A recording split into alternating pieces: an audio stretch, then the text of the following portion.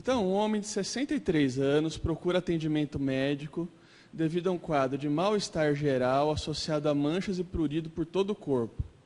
Ele também refere episódio de evacuação líquida. Esse paciente, ele começou esse quadro às 2 horas da manhã e refere que participou de uma festa na noite anterior, foi um casamento, e ingeriu álcool e comeu um buffet variado de carnes, saladas, queijos, pães, molhos, a farra gastronômica. Chegando em casa, ele tomou um comprimidinho de ibuprofeno, porque estava com dor de cabeça, né? Deve ter chapado o melão lá no casamento. E ele, de morbidade, ele já teve uma síndrome coronariana e usa beta-bloqueador. Já há 2 anos ele usa beta-bloqueador. A admissão hospitalar foi observada hipotensão, taquicardia, lesões cutâneas eritematosas e edema facial. Essa daqui é a foto do paciente mesmo. Tem como apagar essa luz, Leão? O que chama... Então, realmente, está muito jovem para isso, hein? Eu não sei se isso aqui é adaptado de um artigo, eu acho que eles colocaram para ilustrar, porque está muito jovem, né? O que chama a atenção é que o paciente está com o lábio aumentado de volume e tem um eritema difuso por todo o corpo, pegando tórax, face e membros. Tudo bem? Pode acender. Vamos lá.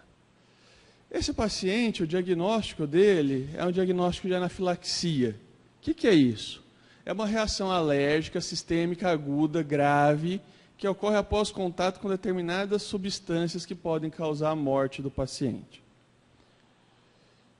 Para eu pensar em anafilaxia, eu preciso ter os seguintes componentes. Eu devo ter a exposição a alergeno, muitas das vezes inédito para o paciente. Eu nunca comi camarão e comi pela primeira vez. Eu nunca recebi contraste iodado para fazer um exame e recebi pela primeira vez. Mas não necessariamente. Às vezes a pessoa pode já ter tido contato e naquele determinado momento o organismo reconhecer de forma inadequada o alergeno. E o quadro clínico ele vai ter, geralmente, alterações de tegumento, que pode ser cutâneo ou mucosa, vai ter comprometimento respiratório, muitas das vezes com sibilo, com tosse, pode ter estertor, e pode ou não, em maior ou menor grau, ter comprometimento cardiovascular, né? Desde um ataque cardíaco, uma arritmia, até mesmo choque, né? Então, esses 3 elementos, eles são muito frequentes na anafilaxia e é o que você vai buscar. O mais evidente clinicamente são as alterações de tegumento, mas o que mata o paciente ou é a insuficiência respiratória, edema de glote, broncoespasmo, ou o choque circulatório. Vamos lá. Como que eu faço o diagnóstico de anafilaxia? Né? Tenho 3 critérios que eu posso usar. Então, primeiro, início agudo de uma doença, que envolve pele, mucosa ou ambos, que tem que ter pelo menos ou comprometimento de via respiratória ou comprometimento circulatório. Então, aquele slide anterior é obrigatório por esse critério que eu tenha alteração de tegumento e pode ser ou respiratório ou circulatório. Segundo critério, 2 dessas condições, mas sempre a mesma coisa, pele mucosa, respiratório, alteração de PA ou sintomas gastrointestinais. Eles também são bastante comuns, mesmo na anafilaxia que não se deu por via oral. Muito comum, principalmente, emergência evacuatória. O paciente, durante a anafilaxia, tem uma urgência evacuatória. E o terceiro seria só o choque, né? Paciente que foi exposto e que chega com uma pressão diminuída, por exemplo, 30% menor do que a basal. Então, aqui nós temos alguns exemplos, né, do chamado angioedema. Olha aqui o lábio desse indivíduo. Né? Face, edema periorbital. Praticamente não abre o olho dessa paciente. Olha essa criança, a língua. Entrou em insuficiência respiratória por obstrução alta. Né? A língua e glote fechando. Né?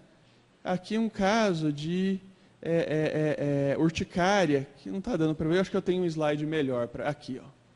Então, a lesão cutânea, ela pode se dar um eritema difuso, igual foi o paciente mostrado no caso, ou pode dar lesões urticariformes, que são lesões bem delimitadas, eritematosas, mas com o centro branco, né? Então, a lesão cutânea eu posso ter urticariforme ou eritematosa.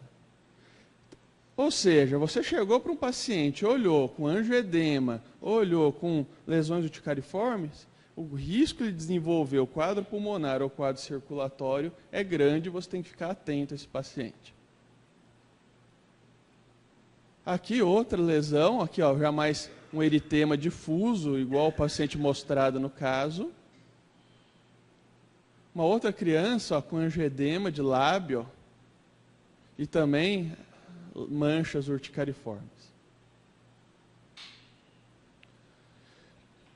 Além disso, eu preciso entender o que aconteceu com essa pessoa, qual foi o alergeno que desencadeou essa resposta, né? Dos alérgenos mais comuns que nós temos os alimentos, principalmente castanhas, nozes, amendoim, isso é muito comum, e frutos do mar, todos os crustáceos, lagosta, camarão, mexilhão, ostra, né? E, para algumas pessoas, a proteína do ovo. Esses seriam talvez os alimentos mais comuns. Picadas de insetos, qualquer inseto, vespa, formiga, abelha. Drogas, principalmente antibióticos e anti-inflamatórios, estariam entre os mais comumente desenvolvendo isso. Lembra que o nosso paciente, ele além de comer um buffet variado, ele tomou ibuprofeno, né? Agentes diagnósticos, contrastes radiológicos, membranas de diálise, o paciente ter reação ao material da membrana de diálise. E boa parte das vezes, 30% das vezes, fica como idiopática, não acha o que foi. E isso é ruim para o paciente, que não tem como ele se defender, né? Eu não sei do que eu sou alérgico, como é que eu vou evitar isso daí? Mais raros, por exemplo, calor, frio, exercício, sulfitos e glutamato, que estão aí nos alimentos embutidos, enlatados, látex, tem histórias de pessoa que, usando camisinha pela primeira vez, fazia anafilaxia, né, luva de procedimento. Líquido seminal, isso tem descrito casos também, da mulher reconhecer o líquido seminal como algo não self e ter reação anafilática. Algumas vacinas, pode ter mudanças hormonais em ciclos, partes do ciclo menstrual, ter uma reação anafilática mais leve. Pólen, proteína animal, por exemplo, pelo, saliva de animal. Então é importante que, além daquele caso clínico que a gente mostrou, a gente identifique qual foi o alergeno que provavelmente desencadeou isso. Então, se a gente voltar para o nosso quadro clínico, né, nossa paciente tinha alterações cutâneas, o nosso paciente, prurido, né, evacuação líquida, então tinha um quadro clínico interessante. Isso ocorreu numa festa onde ele foi exposto a um monte de antígenos, a gente não sabe qual especificamente, tomou ibuprofeno, deve ter dançado na festa, né? Então deve ter feito atividade física. E uma coisa que é interessante, esse paciente, por usar beta-bloqueador, normalmente ele vai ter uma resposta mais lentificada, né? A reserva cardiovascular dele está impedida de ser ativada pelo uso de beta-bloqueador. Então, provavelmente, ele tem um quadro circulatório mais grave do que quem não usa, porque a resposta adrenérgica ela é benéfica nessa situação. A admissão hospitalar foi observada a hipotensão e que, a partir de agora, a gente vai tentar discutir como atuar nisso daí. Primeira coisa que tem que ser feito é suspender o contato com o alérgeno. Se você está correndo lá um antibiótico, vai lá e para o soro na hora. Tudo bem? Ela está correndo contraste iodado, começou a ter sintomas, para na hora. Foi uma exposição pela pele, tira a roupa do paciente e dá banho nele. Então, quanto antes eu conseguir tirar o alérgeno dele, melhor. Segunda coisa, chamar por ajuda. A qualquer momento esse paciente pode entrar em colapso. Isso tem que ser atendido por equipe, não dá para atender sozinho. Administrar adrenalina 0,01 miligramas por quilo, mas no máximo meio miligrama. Ou seja, Um paciente de 50, 60, 70, 80 quilos é a mesma dose, meio miligrama, ou seja, meia ampola. Tudo bem? Por que IM, por que no vasto lateral? Porque no paciente em colapso circulatório é difícil pegar a veia. E quando eu faço no vasto lateral, que é um músculo muito irrigado, vai ter nível sérico muito precoce. Então não preciso de ficar perdendo tempo procurando uma veia nesse paciente. Você deve deitar o paciente e elevar os membros. O quê? Você está direcionando o débito para aqueles órgãos mais nobres, coronário e cérebro. Né? Então você faz meio que uma compensa a vasodilatação dele. Ofertar oxigênio suplementar, sempre com alto fluxo. Avaliar a necessidade de intubação, ou por edema de parte mole, ou edema de glote, ou broncoespasmo. Às vezes é necessário você proteger a via aérea. Sempre puncionar, agora que já está fazendo efeito a adrenalina, eu vou puncionar um acesso venoso periférico calibroso. E quando eu falo calibroso, é um acesso 14 ou 16, tem que ser calibroso mesmo. Né? Ô Fábio, posso passar acesso central? De jeito nenhum. Por quê? Porque você está perdendo tempo num procedimento e um acesso central, um intracate no paciente, por exemplo, corre metade do volume no mesmo tempo do que correria num abocate 14. Quanto mais comprido o catéter, mais lento é a infusão, mais lenta a infusão de líquido.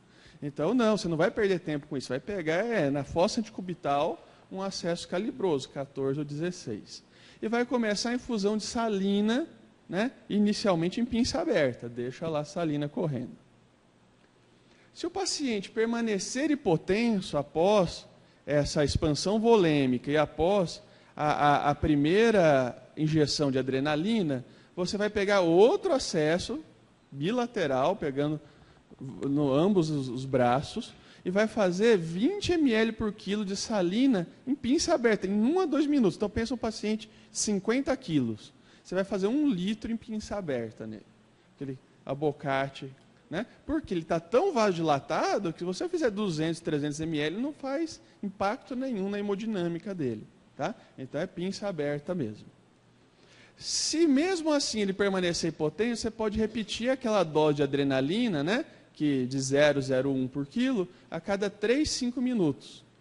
E se ele permanecer refratário a isso, você vai fazer infusão contínua. Né? 1 a 4 microgramas por quilo por minuto. E vai ficar com a adrenalina correndo em bomba de infusão, em infusão contínua para esse paciente. Beleza. Até agora, eu falei em algum momento em corticoide, não falei em corticoide. Até agora eu falei em antihistamínico, bloqueador H1, bloqueador H2, não falei. Por quê? Porque essas medicações demoram 3, 4, 5 horas para chegar no efeito máximo delas. O que salva a vida do paciente ali na emergência, a hora que ele está chocado, está em edema agudo de glote, está sibilando, é a adrenalina. Então a gente não fica focando nas outras classes de droga úteis, porque você está perdendo tempo. Né? Enquanto você está lá preparando lá um polaramine para o paciente, você está deixando de focar nisso que tira ele da crise que salva a vida do paciente. Tudo bem? Então essas drogas que eu acabei de citar, elas são drogas para serem feitas após a estabilização do paciente. Por quê? Porque tem uma boa proporção que tem recidiva da crise ainda na internação. Você faz a adrenalina, ele sai, mas como ainda está hiperativado, 1, 2 horas depois ele volta a ter crise. Então, a corticoide e antihistamínico, eles são usados como profilaxia do rebote de uma nova crise. Tudo bem? Vamos lá. O que eu posso usar então? Eu posso usar corticoide, mas após a estabilização hemodinâmica. Eu vou focar na estabilização hemodinâmica. Hidrocortisona, 300 mg de 6 em 6, ou metilprednisolona, 125 mg, também de 6 em 6 horas. Inicialmente a gente opta por corticoides endovenosos. Antihistamínicos, eu posso usar o Fenergan, que é a prometazina, ou dextroclorofenamina, tanto faz, por via intramuscular. Né? E eu não dou alta por risco de rebote para o paciente antes de 6 horas de observação hospitalar. É o período onde eu tenho o maior risco dele recidivar os sintomas da anafilaxia.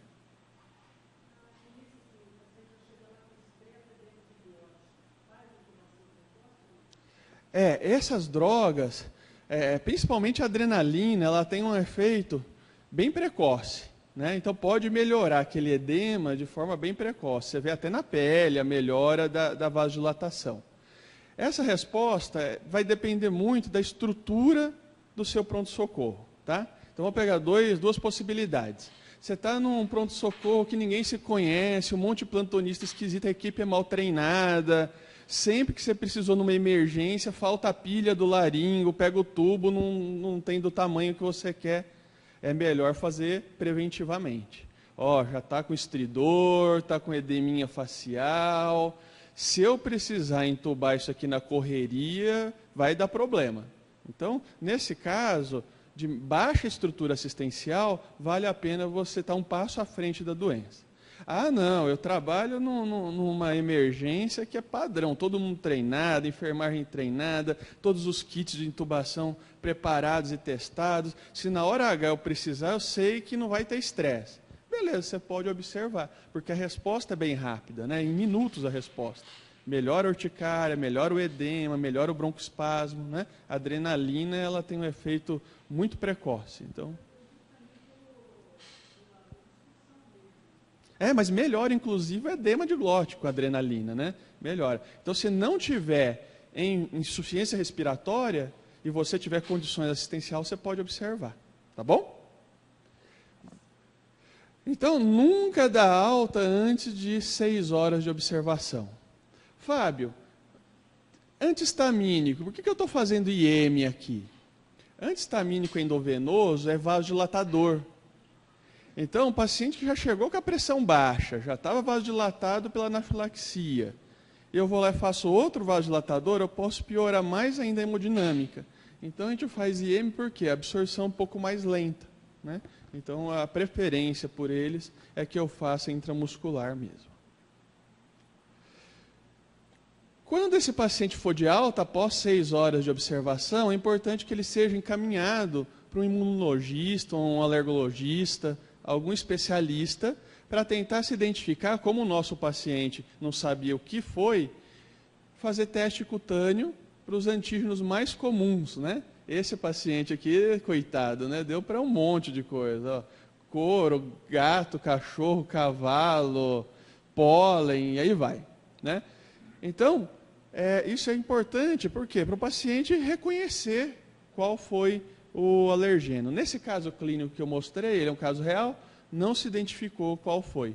Então, a princípio, o paciente não sabe, não conseguiu identificar qual foi o alergeno.